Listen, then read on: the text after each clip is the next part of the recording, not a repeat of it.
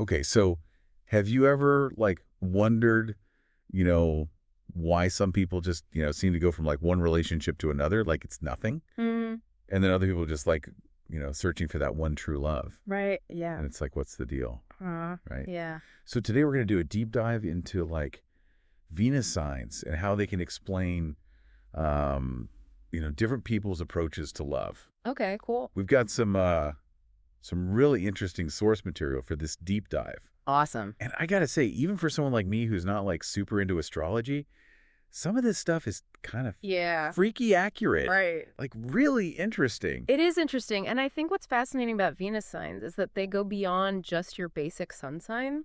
Okay. It's not just about like who you are as a person, like your overall personality, you know? Right. It's more about what you value in relationships and how you actually express affection. So like we all know our sun sign, right? That's like Right. our core identity. Mm-hmm. But Venus is more about like Yes. the love stuff. Exactly. It's all about, like you said, the love stuff. Yeah. It's about your love language, like what makes your heart flutter, Mhm. how you show that you care, and even what you find attractive in other people. Ooh, that's juicy. Right.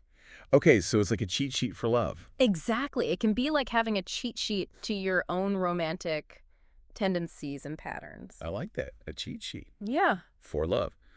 Okay, so the source material we're looking at today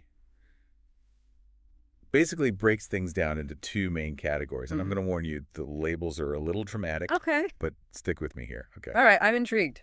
So we've got the hopeless romantics, Okay. and we have the heartbreakers. Dun, dun, dun. I gotta laugh a little bit at those labels. Oh, no, right? But I do think it's important to keep in mind that those are kind of broad strokes. Yeah. Meant to kind of illustrate different relationship styles. Sure. You know what I mean? Totally. But I think we all know people who fall into those categories. All right, so let's start with the hopeless romantics. Okay. Which Venus signs are we talking about here? So when we think about hopeless romantics, we're looking at signs that are known for being idealistic, sentimental, and having like really deep emotional needs. Okay. Like a classic example would be Venus in Cancer. Okay. Cancer is ruled by the moon, which is all about nurturing, emotional security. Yeah. Those folks really crave a deep connection, and they often show love through acts of service or, really heartfelt gestures. So like if someone shows up at your door with like homemade chicken noodle soup Exactly. when you're sick. Exactly. Venus in Cancer. That's Venus in Cancer. Potentially. Okay. And then you have Venus in Pisces. Okay. Like, imagine someone who writes you poetry, believes in soulmates, and just sees, like, the best in everybody. Okay, so that's where I start to get a little skeptical Yeah. because I'm a Pisces sun, Oh, really? but my Venus is in Capricorn.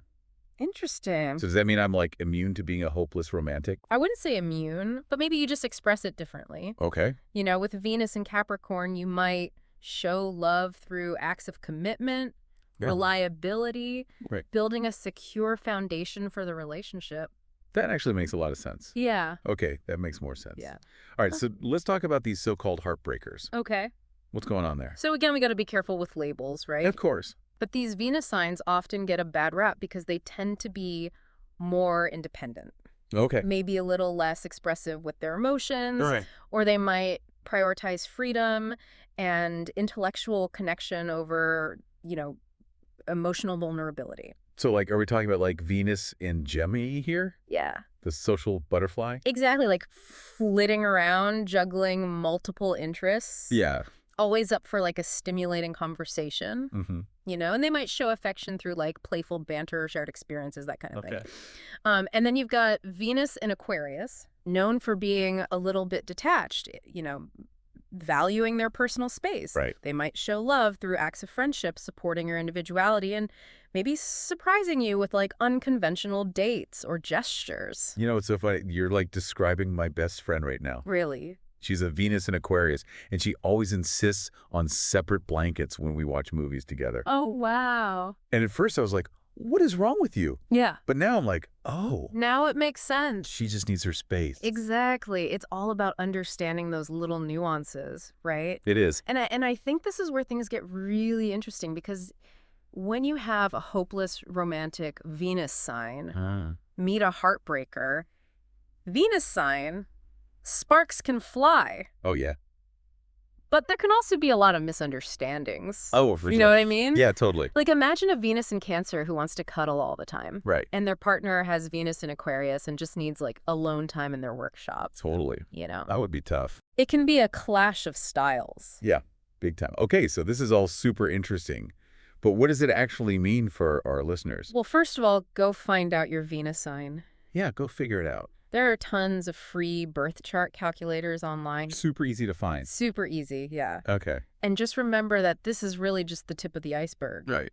Like, a professional astrologer can give you a much deeper dive into your entire birth chart. Absolutely. Yeah. But even if you're not like a die-hard astrology fan, Yeah. understanding Venus signs can just give you like a fun new lens for understanding yourself and the people you love. And the people you love. So maybe that friend who keeps ghosting you isn't actually a bad person. Right.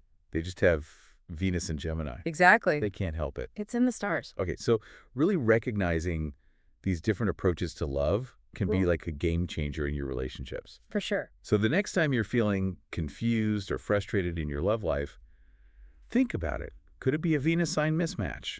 It's definitely something to ponder. It is food for thought. Food for thought. Yeah. Awesome. Well, thanks for joining us for this deep dive. Thanks for having me. This was fun. It was fun. And we'll catch you next time. Sounds good. Bye. Bye.